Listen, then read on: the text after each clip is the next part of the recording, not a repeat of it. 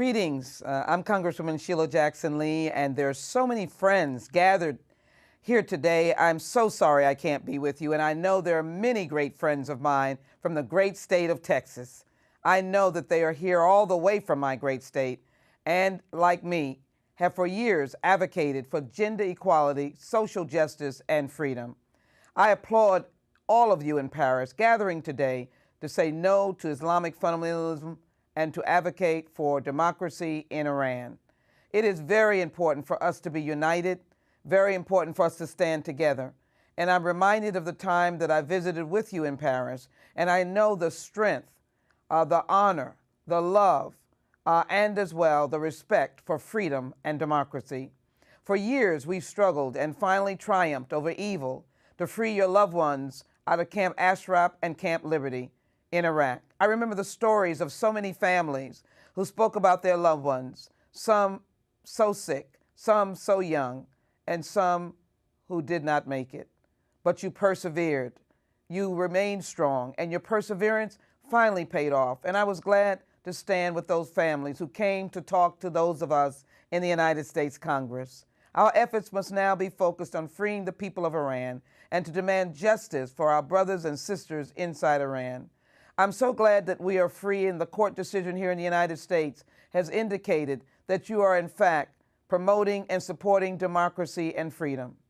As well, that is why my colleagues and I in the United States Congress have co-sponsored House Resolution 188, which calls for my country and the United Nations to do the right thing, to hold accountable perpetrators of the 1988 massacre of political prisoners in Iran. We will continue to work with you. As you know, many of those criminals who had a direct role in that crime against humanity are still serving at, unfortunately, the highest levels of the Iranian government. I hope that they in the government will recognize for Iran to come and stand with the world family that individuals must be brought to justice and must be held accountable.